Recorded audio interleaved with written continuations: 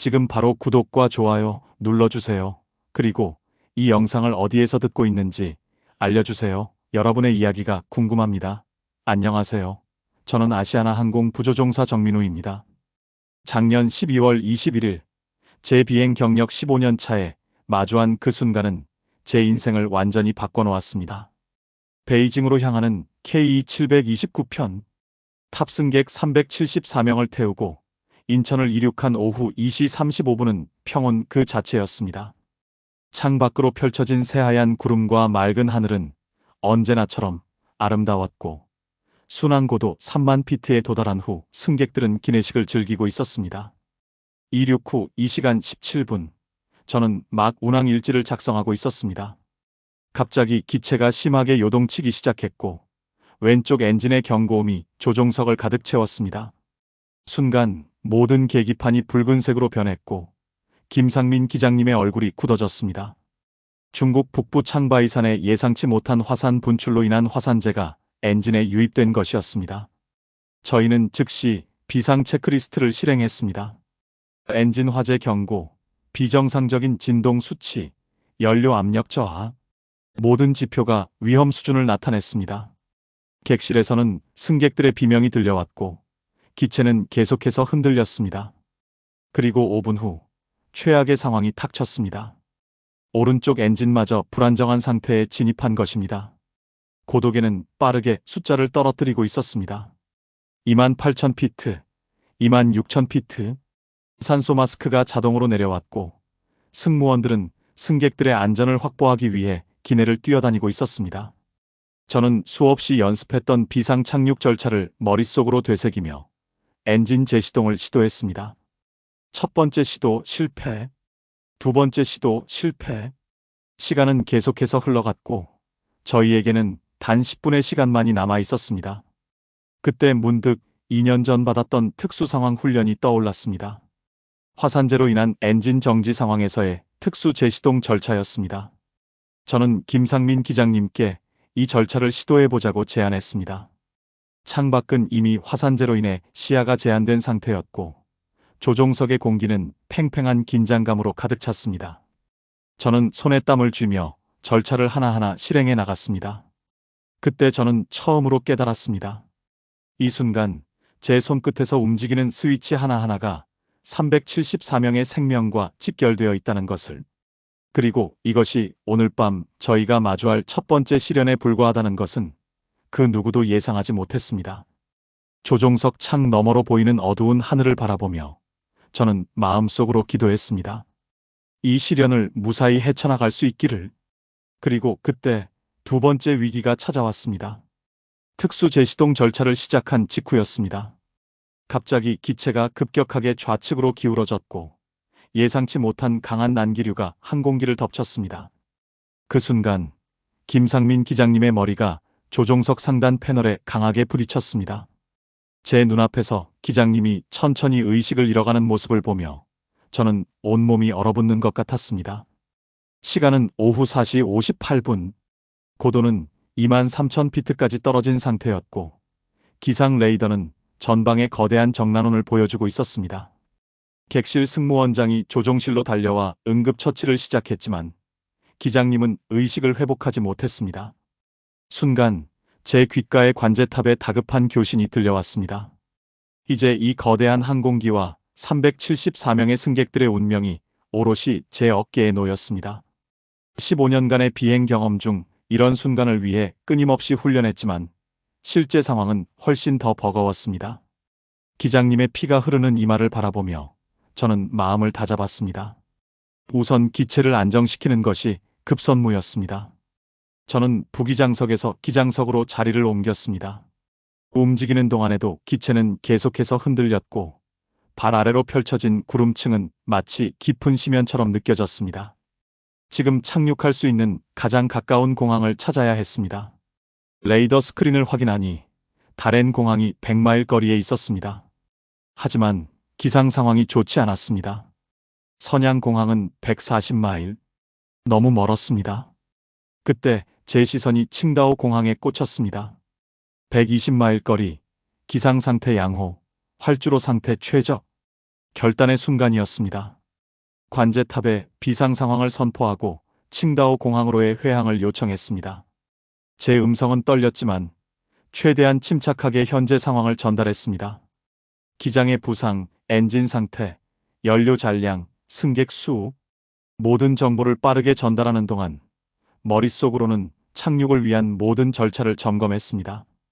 칭다오 관제탑에서는 즉시 비상 착륙 준비에 들어갔다는 응답이 왔습니다.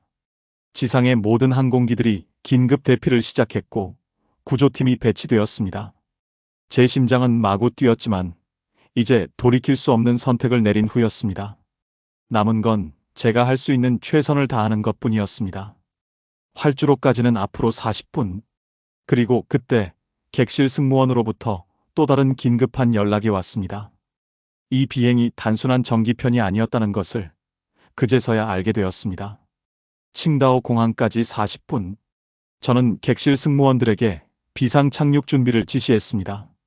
이륙한 지 3시간이 지난 시점이었고 승객들은 이미 극도의 불안감에 휩싸여 있었습니다. 기내 산소 마스크는 여전히 내려온 상태였고 기체의 흔들림은 계속되고 있었습니다. 이때 수석 승무원 박지은 씨가 조종실로 들어왔습니다. 37구역에 앉아있는 승객이 갑자기 심한 복통을 호소한다는 것이었습니다. 평소 지병이 있던 50대 남성 승객이었고 상태가 심각해 보인다고 했습니다. 마치 운명이 우리를 시험하듯 문제는 계속해서 겹쳐졌습니다. 고도를 18,000피트로 낮추면서 저는 승무원들에게 기내 의료진 호출을 요청했습니다. 다행히 43구역에 외과 의사가 탑승하고 있었습니다. 의사의 신속한 진찰 결과 급성 맹장염 의심 소견. 즉시 수술이 필요한 상황이었습니다. 칭다오까지는 아직 25분이 남았습니다. 연료계를 확인하니 비상연료 수준에 근접하고 있었고 왼쪽 엔진의 진동은 점점 더 심해지고 있었습니다. 제 이마에는 식은땀이 흘렀습니다. 조종석에 혼자 앉아있는 상황에서 모든 결정을 내려야 하는 부담감이 저를 짓눌렀습니다.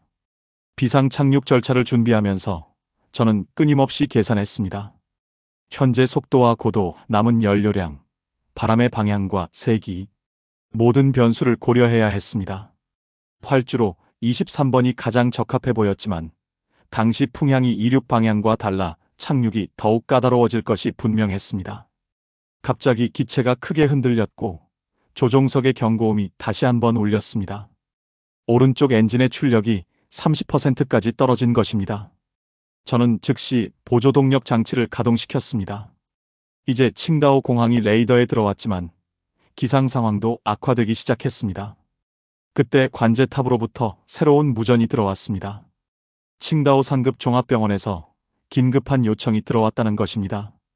우리 비행기에는 단순한 승객들만 있는 것이 아니었습니다. 화물칸에는 누군가의 생명을 살릴 수 있는 소중한 물건이 실려 있었던 것입니다. 조종석의 시계는 오후 5시 42분을 가리키고 있었습니다. 착륙까지 15분. 저는 인생에서 가장 중대한 결정을 앞두고 있었습니다. 칭다오 관제탑의 긴급 무전 내용은 충격적이었습니다.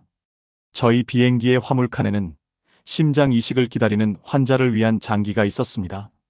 베이징 인민병원에 쏜 메이 교수팀이 기증자의 심장을 수거해 베이징으로 이송하던 중이었던 것입니다. 장기 이송용 특수 용기의 유효 시간은 4시간. 이미 이 시간 37분이 지난 상태였습니다. 저는 순간 크게 혼란스러웠습니다. 지금 비상 착륙을 하면 엔진 점검과 수리에 최소 5시간이 필요했고 그동안 심장은 시간을 다할 것이 분명했습니다. 하지만 이대로 베이징까지 비행을 강행한다면 374명의 승객과 부상당한 기장님, 그리고 급성 맹장염 환자의 안전을 보장할 수 없었습니다. 조종석의 계기판은 여전히 붉은색 경고등으로 가득했습니다. 고도계는 15,000피트를 가리키고 있었고 연료는 예비 연료량에 가깝게 떨어져 있었습니다. 객실에서는 여전히 불안에 떠는 승객들의 한숨 소리가 들려왔습니다. 그때 수석 승무원이 전해준 한 통의 메시지가 제 마음을 흔들어 놓았습니다. 베이징에서 심장 이식을 기다리는 환자는 19세 고등학생이었습니다. 선천성 심장병으로 평생을 병원에서 보낸 학생이 드디어 기증자를 만났지만 남은 생존 시간은 12시간. 이 심장이 마지막 희망이었습니다. 시계는 오후 5시 55분을 가리키고 있었습니다. 칭다오 공항은 눈앞에 있었고 착륙 허가를 기다리고 있었습니다. 저는 잠시 눈을 감았습니다. 머릿속에는 수많은 생각이 스쳐 지나갔습니다. 기장 훈련을 받을 때 배웠던 말이 떠올랐습니다. 조종사의 결정은 때로 생명의 무게를 견뎌야 한다. 칭다오 관제탑에 무전을 보냈습니다. 제 목소리는 흔들렸지만 결심은 확고했습니다. 저는 비상 착륙을 취소하고 베이징행 비행을 계속하기로 결정했습니다. 대신 응급 환자와 부상당한 기장님을 위한 착륙장 긴급 대기와 베이징 공항의 구급차 준비를 요청했습니다. 이 선택이 옳은 것인지 저는 아직도 확신할 수 없습니다. 다만 그날 저는 제가 가진 모든 것을 걸고 생명이라는 기적을 선택했습니다.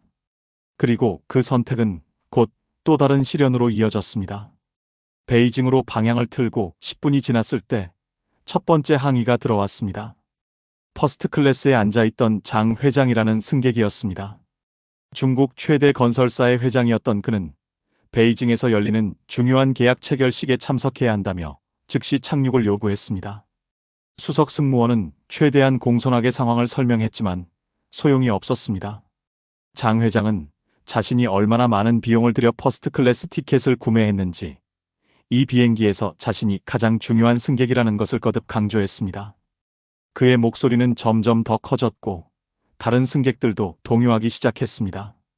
저는 부기장석에 앉아있던 김유진 사무장에게 비행기 조종을 잠시 맡기고 직접 객실로 향했습니다. 기체는 여전히 불안정했고 걸음을 떼는 것조차 쉽지 않았습니다. 양복 재킷은 땀으로 흠뻑 젖어 있었고 목이 바짝 말랐지만 제가 직접 상황을 설명해야 했습니다. 장 회장 앞에 선 저는 최대한 침착하게 현재 상황을 설명했습니다. 우리가 운반하고 있는 심장이 한 고등학생의 마지막 희망이라는 것, 그리고 그 학생의 수술 시한이 단 몇 시간밖에 남지 않았다는 것을. 하지만 장 회장의 표정은 더욱 차가워졌습니다. 한 명을 살리기 위해 수백 명을 위험에 빠뜨린다는 게 말이 됩니까? 제 계약이 무산되면 수천 명의 일자리가 사라질 수도 있다는 걸 아십니까? 순간 객실이 조용해졌습니다. 다른 승객들의 시선이 저에게 꽂혔습니다. 저는 깊게 숨을 들이마시고 제 가슴에 달린 기장 배지를 바라보았습니다. 15년간의 비행 경험 중 이런 순간을 위해 존재했던 것일지도 모릅니다. 장 회장님, 제가 지금 이 선택을 하는 것은 단순히 한 생명을 살리기 위해서가 아닙니다. 우리는 지금 인간의 가치가 무엇인지, 생명의 존엄성이 무엇인지를 보여줄 수 있는 순간에 있습니다. 계약은 다시 체결할 수 있지만 잃어버린 생명은 돌이킬 수 없습니다. 제 말이 끝나자 객실 뒤쪽에서 작은 박수 소리가 들렸습니다. 천천히 더 많은 승객들이 박수를 치기 시작했고 장 회장의 표정도 조금씩 누그러졌습니다. 하지만 이 작은 승리의 순간도 잠시 조종실에서 긴급 호출 알람이 울렸습니다. 새로운 위기가 우리를 기다리고 있었습니다.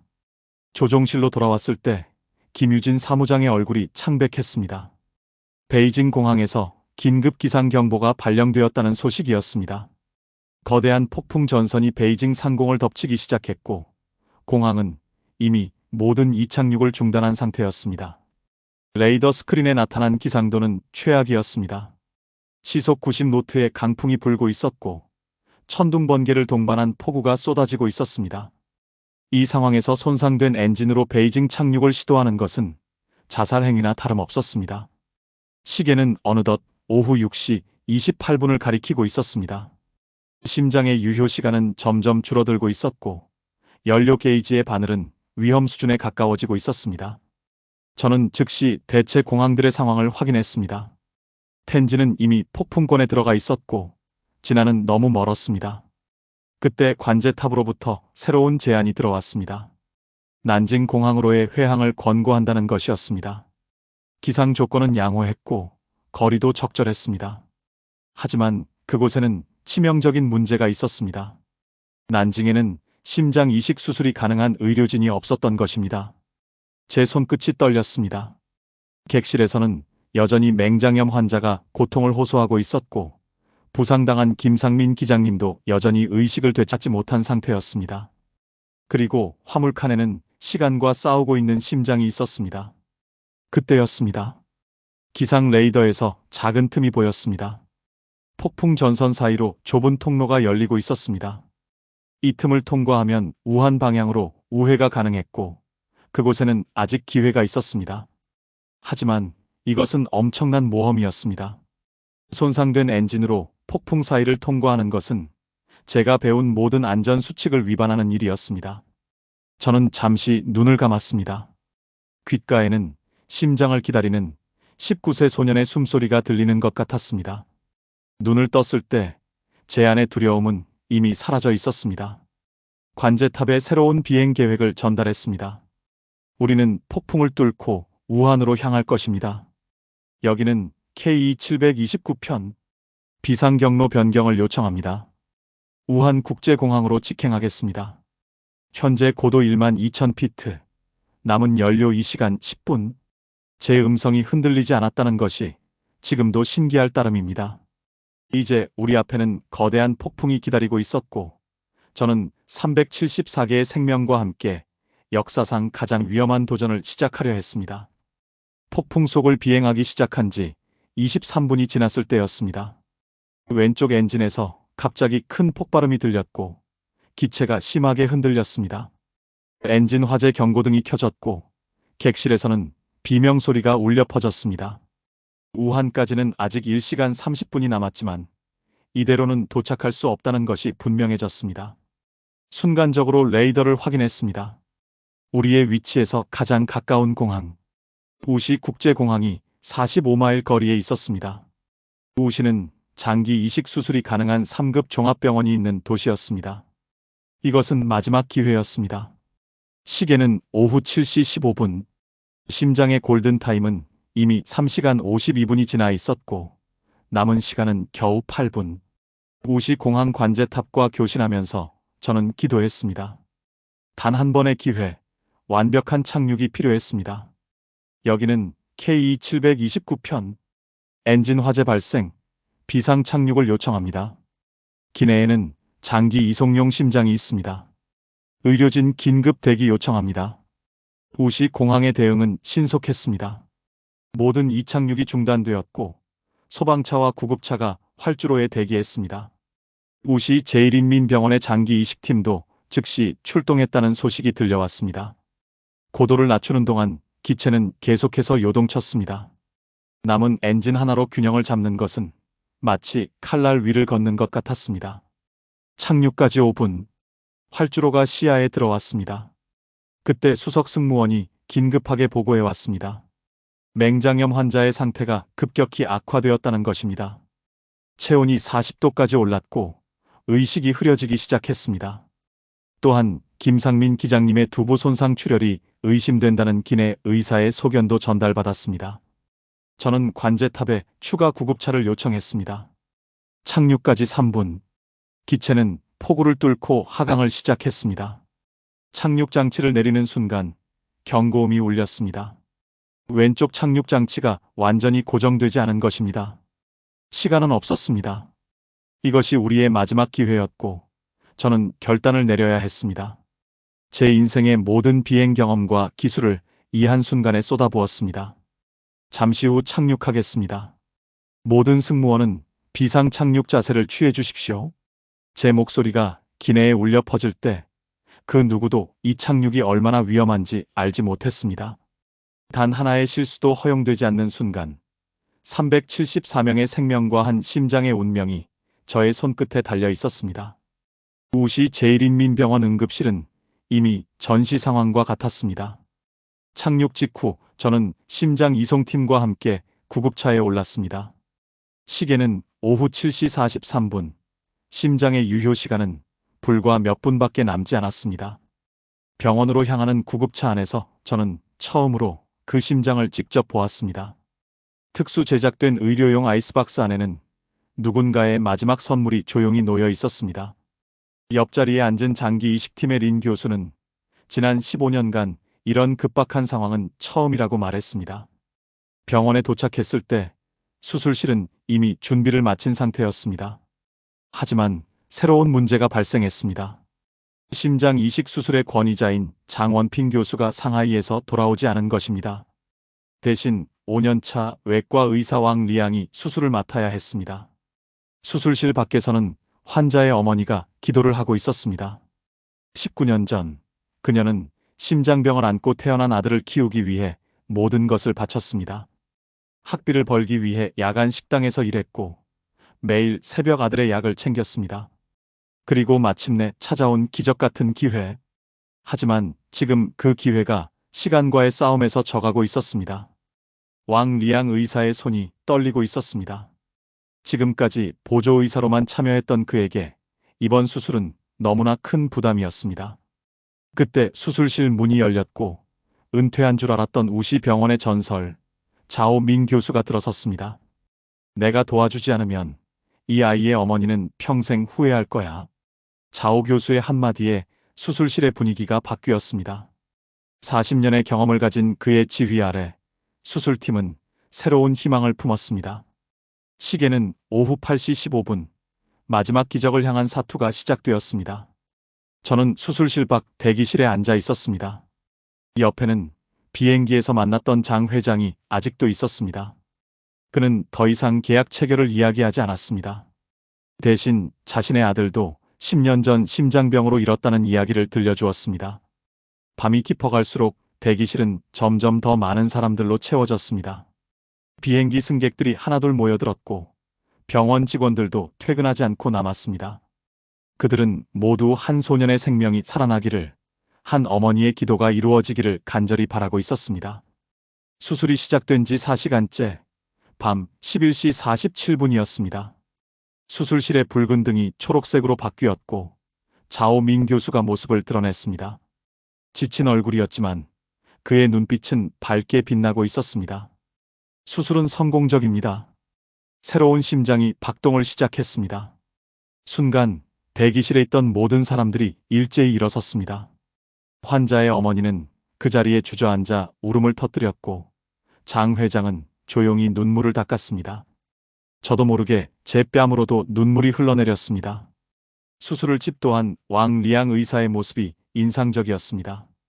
자오 교수의 지도 아래 그는 자신의 한계를 뛰어넘는 놀라운 집중력과 기술을 보여주었습니다.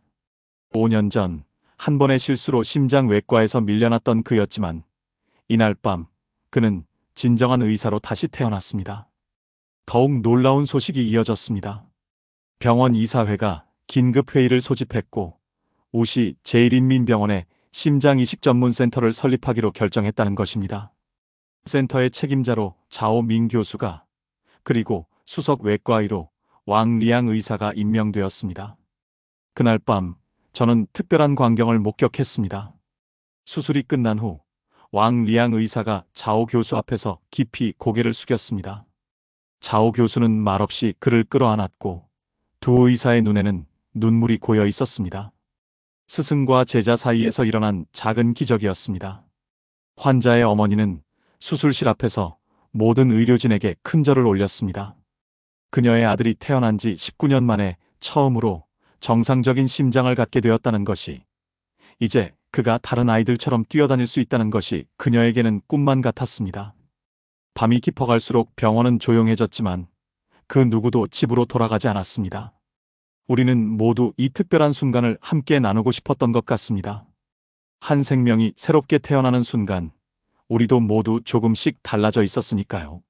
자정이 지나고 저는 병원 옥상에 올라가 밤하늘을 바라보았습니다. 폭풍은 이미 지나갔고 맑은 하늘에는 수많은 별들이 빛나고 있었습니다.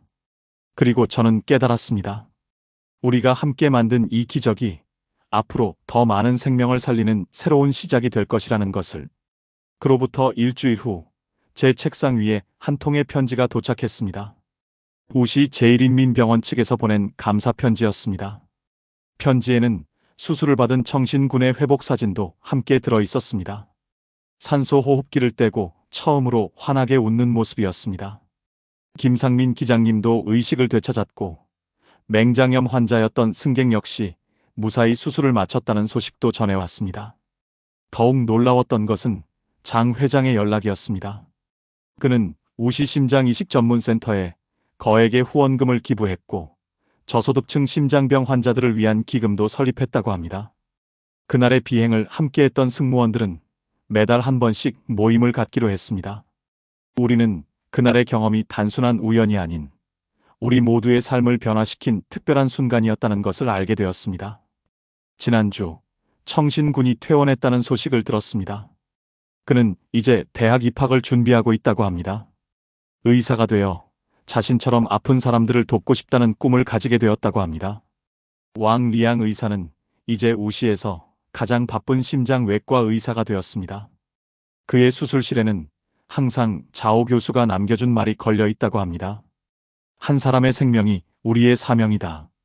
저는 이제 매일 아침 조종석에 앉을 때마다 그날을 떠올립니다.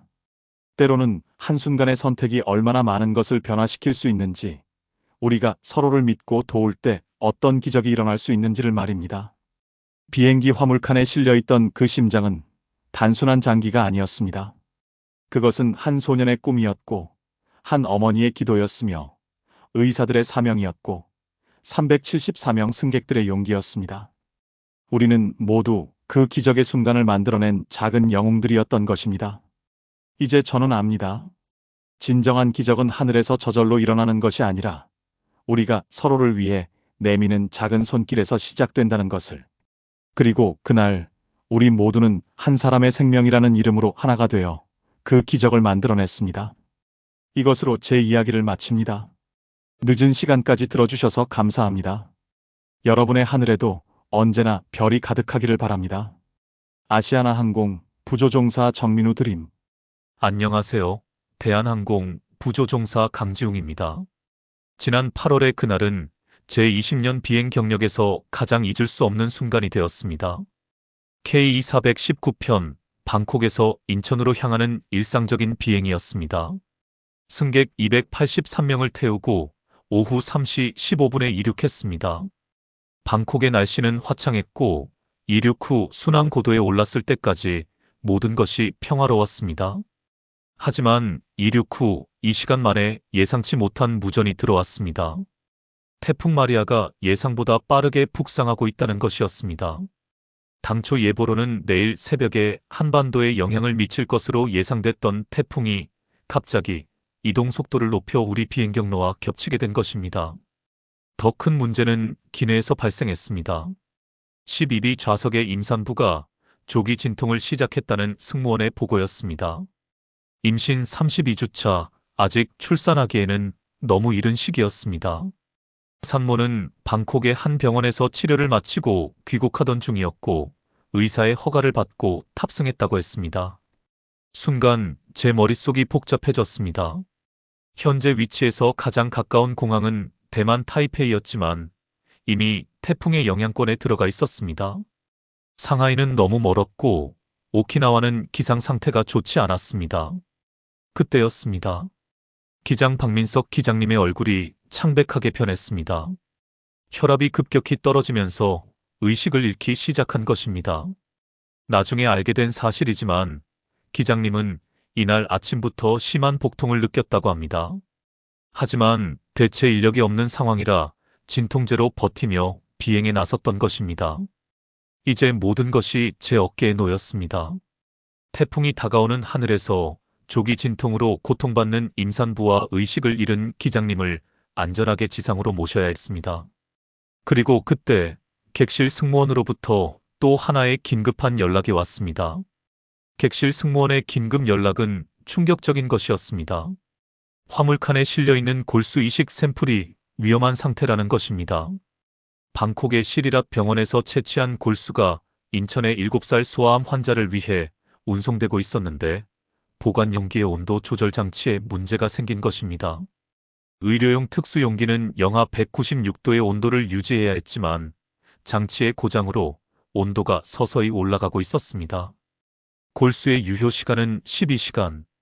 이미 4시간이 지난 상태였고 온도가 계속 상승한다면 2시간 안에 골수가 손상될 것이라는 전문의의 소견이 전달되었습니다. 시계는 오후 5시 23분을 가리키고 있었습니다. 레이더 스크린에는 거대한 태풍의 모습이 선명했고, 기체는 이미 심한 난기류에 휘청거리기 시작했습니다. 의식을 잃은 박민석 기장님은 산소 마스크를 착용한 채 응급처치를 받고 있었고, 임산부의 진통은 점점 더 심해지고 있었습니다. 객실에서는 이미 소문이 퍼졌는지 승객들의 동요가 시작되었습니다. 일부 승객들은 즉시 착륙을 요구했고, 다른 승객들은 목적지까지 비행을 계속하자고 주장했습니다. 그때 25A 좌석의 한 노인이 조용히 제 옆으로 다가왔습니다. 저는 은퇴한 산부인과 의사입니다. 제가 임산부를 도울 수 있을 것 같습니다. 마치 하늘이 보내준 것 같은 도움의 손길이었습니다.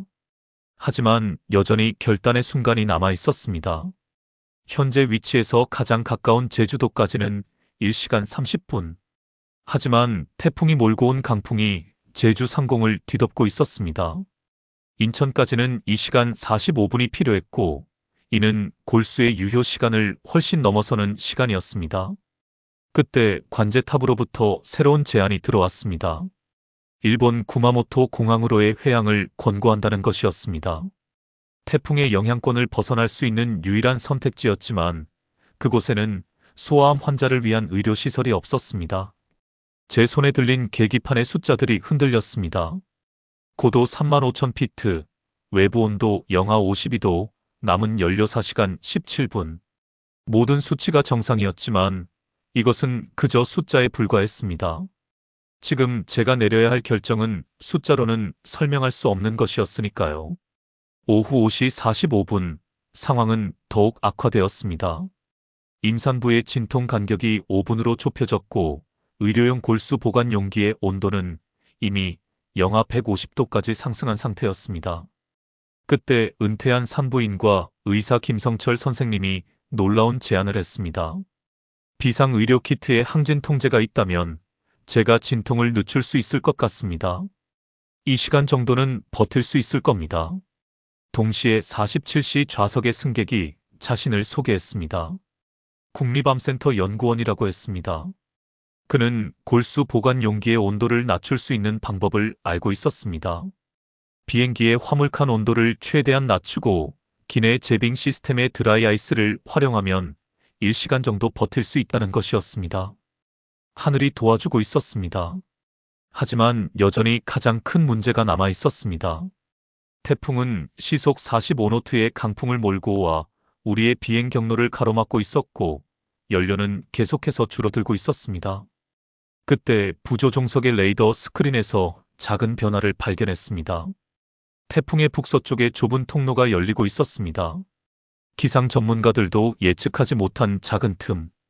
이것은 우리에게 주어진 마지막 기회일지도 모릅니다. 저는 즉시 인천 관제탑과 교신했습니다. K2419편 현재 고도 35,000피트, 위치 북위 29도, 동경 127도. 태풍 북서 우회 경로 진입 허가를 요청합니다. 관제탑의 대답은 단호했습니다. 너무 위험하다는 것이었습니다. 하지만 그때 기내 방송이 울렸습니다. 승무원들이 자발적으로 모든 승객들에게 상황을 설명한 것입니다. 그리고 놀랍게도 283명의 승객 전원이 우리의 선택을 지지한다는 뜻을 전해왔습니다. 우리는 할 수 있습니다. 한 생명이라도 더 살릴 수 있다면 그게 바로 우리가 가야 할 길 아니겠습니까?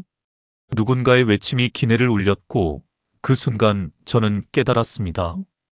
우리는 이미 혼자가 아니었습니다. 283명의 승객, 12명의 승무원, 그리고 하늘이 우리와 함께하고 있었습니다. 시계는 오후 6시 15분을 가리키고 있었습니다. 저는 운명을 건 비행을 시작했습니다. 이제 우리 앞에는 태풍이 있었고 그 너머에는 살아야 할 생명들이 기다리고 있었습니다. 태풍의 가장자리에 진입했을 때 기체는 마치 종이배처럼 흔들렸습니다. 고도계는 미친 듯이 움직였고 객실에서는 비명소리가 들려왔습니다. 하지만 그보다 더 충격적인 소식이 날아들었습니다. 기장님, 임산부의 양수가 터졌습니다. 김성철 의사 선생님의 긴급한 보고였습니다. 항진 통제로도 더 이상 진통을 막을 수 없는 상황이 된 것입니다. 고도 3만 피트의 하늘에서 출산이 시작되려 하고 있었습니다. 더군다나 32주 미수가 산소 공급이 절대적으로 필요한 상황이었습니다. 그때 15D 좌석의 승객이 앞으로 나섰습니다. 신생아실 간호사였던 그녀는 즉시 응급키트에서 필요한 도구들을 찾아내기 시작했습니다. 승무원들은 비즈니스석 구역을 임시 분만실로 만들기 시작했고, 다른 승객들은 자발적으로 담요와 깨끗한 옷가지를 모아주었습니다. 그러나 또 다른 위기가 찾아왔습니다. 기내 온도 조절 시스템에 문제가 생긴 것입니다. 화물칸의 온도를 낮추기 위해 시스템을 최대로 가동하다 보니 메인 컴프레서에 과부하가 걸린 것이었습니다. 이대로라면 골수 보관 용기의 온도를 더 이상 유지할 수 없었습니다. 기장님, 제가 방법을 알고 있습니다. 47시 좌석의 연구원이 다시 한번 나섰습니다. 그의 제안은 놀라웠습니다. 비행기가 태풍의 눈으로 진입하면 기온이 급격히 낮아진다는 것이었습니다. 그 순간을 노려 외부 공기를 화물칸으로 유입시키면 자연적으로 온도를 낮출 수 있다는 것입니다. 하지만 이것은 엄청난 모험이었습니다. 태풍의 눈에 진입하기 위해서는 고도를 2만 피트까지 낮춰야 했고, 그 과정에서 엄청난 난기류를 견뎌내야 했습니다. 더구나 지금은 한 생명이 태어나려는 순간이었습니다. 시계는 오후 6시 45분. 저는 인생에서 가장 큰 도전을 앞두고 있었습니다. 조종석 뒤에서는 한 생명이 세상으로 나오려 하고 있었고, 화물칸에는 또 다른 생명을 살릴 수 있는 희망이 녹아내리고 있었습니다. 그때 객실에서 갑자기 울음소리가 들렸습니다. 아기의 울음소리가 아닙니다. 임산부의 남편이었습니다. 그는 눈물을 흘리며 저에게 부탁했습니다. 기장님, 우리 아이가 살 수 있게 해주세요. 제발. 고도 25,000 피트, 23,000 피트. 기체가 하강하기 시작하자 난기류는 더욱 거세졌습니다. 창밖으로는 검은 구름이 소용돌이치고 있었고, 비행기는 마치 폭풍 후 속의 나뭇잎처럼 흔들렸습니다. 승객들은 모두 산소 마스크를 착용한 채 안전벨트를 꽉 잡고 있었습니다.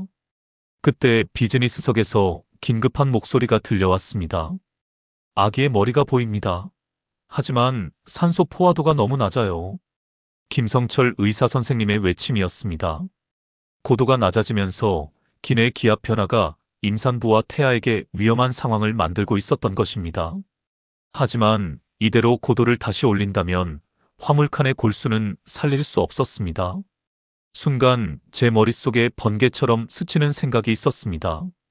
비행기의 산소 발생 장치를 최대로 가동하면 객실 내 산소 농도를 일시적으로 높일 수 있습니다. 하지만 그만큼 엔진에 무리가 갈 것이고 연료 소비도 급격히 증가할 것입니다. 모든 승객 여러분, 지금부터 1분간 심호흡을 멈춰주시기 바랍니다. 태어나는 아기에게 산소를 보내주셔야 합니다. 제 기내 방송이 끝나자마자 놀라운 일이 벌어졌습니다. 283명의 승객 모두가 일제히 숨을 멈추었고, 그 순간 객실의 산소 농도가 급격히 상승했습니다. 그리고 마침내 으앙, 으앙, 힘찬 아기의 울음소리가 기내를 가득 채웠습니다. 순간 모든 승객들이 일제히 박수를 치기 시작했고, 누군가는 울음을 터뜨렸습니다. 하늘 위에서 새로운 생명이 탄생한 것입니다. 하지만 안도할 시간이 없었습니다. 우리는 이미 태풍의 눈 가까이에 와 있었고, 화물칸의 온도는 여전히 위험 수준이었습니다. 고도계는 2만 피트를 가리키고 있었고, 갑자기 눈앞이 새하얗게 변했습니다. 우리는 태풍의 눈에 진입한 것입니다. 순간 모든 것이 고요해졌습니다. 마치 시간이 멈춘 것 같았습니다. 그리고 놀랍게도 외부 온도가 급격히 낮아지기 시작했습니다. 화물칸 온도 영하 180도, 190도, 195도. 연구원의 외침이 들려왔습니다. 자연이 우리에게 기적을 선물한 것입니다.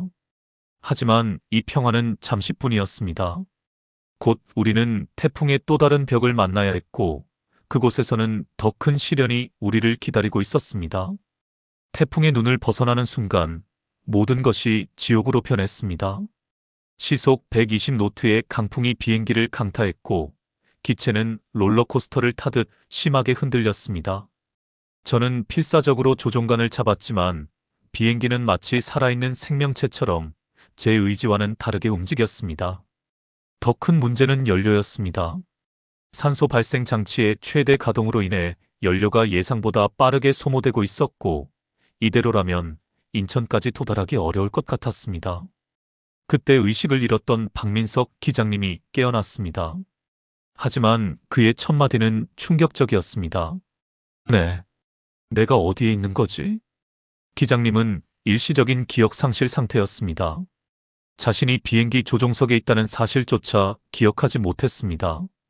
의식은 돌아왔지만 전문 조종사로서의 그의 기술과 경험은 아직 돌아오지 않은 것입니다. 객실에서는 새로 태어난 아기의 체온이 떨어지기 시작했습니다. 미수가인데다 기내의 불안정한 온도 변화가 아기에게 영향을 미치고 있었던 것입니다. 김성철 의사 선생님과 신생아실 간호사는 승객들이 모아준 담요로 아기를 감싸고 체온을 유지하기 위해 안간힘을 쓰고 있었습니다. 시계는 오후 7시 30분. 인천까지는 아직 1시간 20분이 남았지만 남은 연료는 50분어치밖에 되지 않았습니다. 제주도는 이미 태풍의 직접적인 영향권에 들어갔고 가까운 일본의 후쿠오카 공항은 폭우로 인해 시야 확보가 불가능한 상태였습니다. 그때였습니다. 갑자기 박민석 기장님이 제 어깨를 붙잡았습니다. 저기, 저 빛이 보이시나요? 창밖을 바라보는 기장님의 눈에는 눈물이 고여 있었습니다. 저는 순간 놀라지 않을 수 없었습니다. 칠흑 같은 어둠과 폭풍우 속에서 어떤 빛도 보이지 않았기 때문입니다. 하지만 기장님은 계속해서 중얼거렸습니다. 저 빛을 따라가면 될 것 같아요. 제가 기억해냈습니다. 20년 전 제가 처음 비행했던 그 경로를. 그리고 그 순간 갑자기 모든 계기판의 불이 꺼졌습니다. 우리는 완전한 암흑 속에 갇혀버린 것입니다. 완전한 암흑 속에서 유일하게 들리는 것은 엔진 소리와 바람 소리뿐이었습니다. 비상전원이 작동하지 않았고 무전기도 침묵했습니다. 수많은 별들로 가득한 하늘이지만 우리는 그 어떤 빛도 볼 수 없었습니다. 그때 박민석 기장님이 조용히 말했습니다. 강 부기장님, 제게 조종관을 넘겨주세요. 저는 망설였습니다. 기장님은 아직 완전히 회복되지 않은 상태였고 지금은 모든 계기판이 작동하지 않는 상황이었습니다. 하지만 기장님의 눈빛은 어느 때보다도 또렷했습니다. 저는 이 하늘을 알고 있습니다. 이 바람 소리, 이 냄새, 이 느낌. 20년간 매일 이 길을 날았으니까요. 순간 저는 깨달았습니다. 때로는 경험이 기술을 뛰어넘고 본능이 계기를 대신할 수 있다는 것을. 저는 조종관을 넘겼습니다. 기장님의 손놀림은 놀라웠습니다. 마치 오케스트라의 지휘자처럼 자연스럽고 우아했습니다.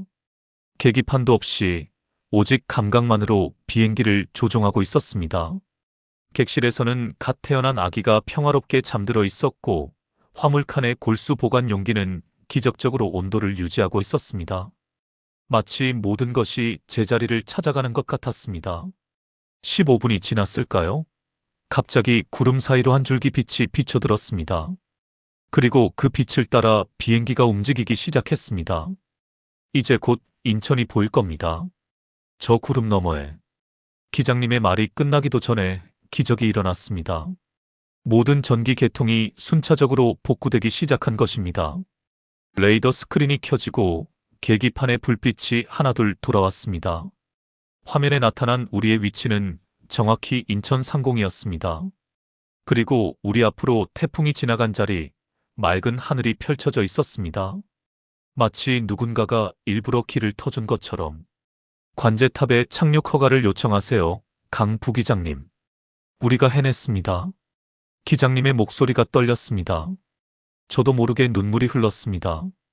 우리는 불가능한 일을 해낸 것입니다. 하지만 이것은 끝이 아닌 새로운 시작이었습니다. 인천국제공항이 시야에 들어왔을 때 활주로에는 이미 수십 대의 구급차와 소방차가 대기하고 있었습니다. 우리의 착륙은 여전히 위험했습니다. 연료는 바닥을 드러내고 있었고 태풍이 지나간 자리에는 아직도 강한 측풍이 불고 있었습니다. 착륙 10분 전 객실에서 다급한 연락이 왔습니다. 신생아의 체온이 다시 떨어지기 시작했고 산소 포화도도 불안정한 상태였습니다. 김성철 의사 선생님은 최대한 빠른 착륙을 요청했습니다. 알겠습니다. 모든 승객 여러분, 곧 비상 착륙을 시도하겠습니다. 자세를 최대한 낮추시고. 제 기내 방송이 끝나기도 전에 놀라운 일이 벌어졌습니다. 모든 승객들이 일제히 앞좌석에 머리를 기울였고 기도하는 소리가 조용히 퍼져나갔습니다. 283명의 서로 다른 기도가 하나로 모여 작은 생명을 위한 간절한 소망이 되었습니다. 고도 1000피트, 800피트. 바퀴를 내리는 순간 기체가 크게 흔들렸습니다. 측풍이 예상보다 강했습니다. 박민석 기장님이 순간적으로 조종관을 잡았고 저는 엔진 출력을 조절했습니다.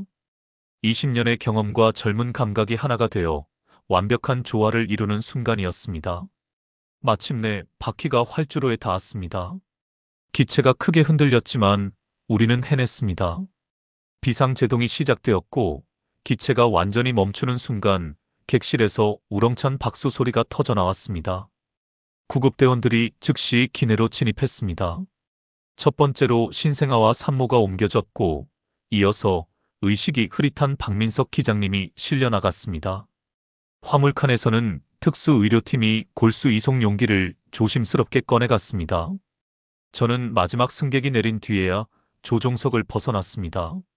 활주로에 내려서는 순간 제 다리가 후들거렸습니다. 그제서야 실감이 났습니다. 우리가 정말 불가능을 가능으로 만들었다는 것을. 그때 누군가 제 어깨를 두드렸습니다. 고개를 돌리니 장거리 비행을 마치고 돌아온 다른 기장님들이 줄지어 서 있었습니다. 그들의 눈에는 말로 표현할 수 없는 존경과 자부심이 가득했습니다.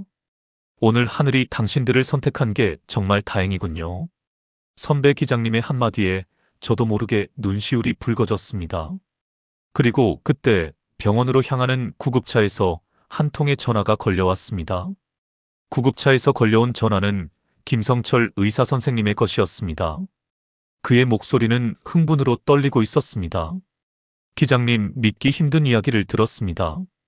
방금 신생아 중환자실에서 연락이 왔는데 우리가 살린 아기의 혈액형이 RH 음성이랍니다. 그리고 놀랍게도 이 아이의 제대열이 백혈병 환자에게 사용될 수 있다고 합니다. 순간 저는 깨달았습니다. 우리가 운반하던 골수는 RH 음성 혈액형을 가진 소아암 환자를 위한 것이었습니다. 하늘 위에서 태어난 아기는 극히 드문 RH 음성 혈액형을 가지고 있었고 그 아이의 제대열은 또 다른 생명을 살릴 수 있는 희망이 된 것입니다. 서울 대병원에 도착했을 때 의료진들은 이미 대기하고 있었습니다. 골수 이식팀과 신생아 치료팀이 동시에 움직이기 시작했습니다. 한쪽에서는 소아암 환자의 수술이, 다른 한쪽에서는 미숙아의 집중 치료가 시작되었습니다. 수술실 앞에서 저는 뜻밖의 사람을 만났습니다. 골수 기증자였던 태국 청년이었습니다. 그는 자신의 골수가 무사히 도착했다는 소식을 듣고 급히 비행기를 타고 왔다고 했습니다. 더욱 놀라운 것은 그도 어린 시절 비행기에서 태어났다는 사실이었습니다. 저는 항상 제가 하늘에서 받은 생명이 특별한 의미가 있을 거라고 믿었습니다. 그래서 제 골수가 필요한 사람이 있다는 이야기를 들었을 때 단 한순간도 망설이지 않았죠. 치료실에서는 작은 기적이 이어졌습니다. 미숙아는 놀라운 생명력을 보여주었고 소아암 환자의 수술도 성공적으로 진행되었습니다. 의료진들은 이렇게 많은 행운이 겹치는 경우는 처음 본다며 놀라워했습니다. 밤이 깊어갈수록 병원 복도에는 더 많은 사람들이 모여들었습니다. 승객들이 335 찾아와 아기의 안부를 물었고 항공사 직원들도 위문품을 들고 찾아왔습니다. 여러 나라에서 온 사람들이 서로 다른 언어로 이야기하면서도 우리는 모두 같은 마음으로 이 특별한 순간을 함께했습니다. 그리고 새벽 3시 수술실에 불이 꺼졌습니다. 주치의가 환한 미소를 지으며 나왔습니다. 모두 성공했습니다. 두 생명 모두 안전합니다. 그로부터 6개월이 지난 지금 저는 특별한 돌잔치에 초대되어 있습니다. 하늘에서 태어난 아기의 100일 잔치는 너무나 많은 사람들이 찾아와 병원 강당에서 열어야 했고, 오늘 돌잔치는 비행기 경납고에서 열리고 있습니다. 아기의 이름은 하늘이라고 지었다고 합니다. 태어날 때 1.8kg였던 아기는 이제 8kg의 건강한 아이로 자랐습니다. 주치의인 김성철 선생님은 이렇게 빠른 회복은 기적이라고 말씀하십니다.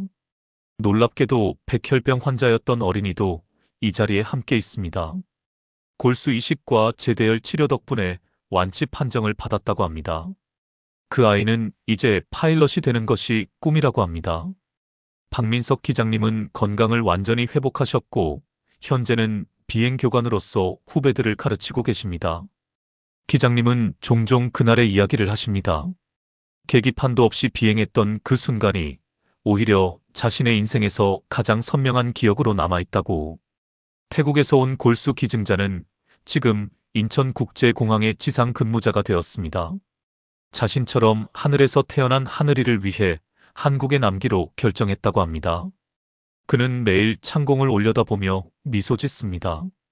그날 함께했던 283명의 승객들은 매년 이날이 되면 서로에게 메시지를 보냅니다. 각자의 자리에서 각자의 삶을 살아가지만 우리는 모두 그날의 기적을 잊지 않고 있습니다. 저는 이제 비행을 시작하기 전마다 창밖을 한 번 더 바라봅니다. 때로는 폭풍우가 몰아치고 때로는 칠흑 같은 어둠이 끝없이 이어질 것 같아도 우리가 함께라면 어떤 기적도 만들어낼 수 있다는 것을 알게 되었으니까요. 하늘이는 오늘도 건강하게 자라고 있습니다. 돌잔치에서 아기는 여러 물건들 중에서 작은 비행기를 집어들었습니다. 모두가 웃음 지었지만 저는 그 순간 알 수 있었습니다. 이 아이 역시 언젠가 하늘과 특별한 인연을 이어갈 것이라는 것을. 이제 저는 다시 새로운 비행을 준비합니다. 오늘도 어디선가 누군가의 간절한 소원과 기도가 하늘을 향해 올라오고 있을 테니까요. 그리고 저는 믿습니다. 진정한 기적은 우리가 서로를 향한 믿음을 잃지 않을 때 시작된다는 것을. 대한항공 부조종사 강지웅 드림.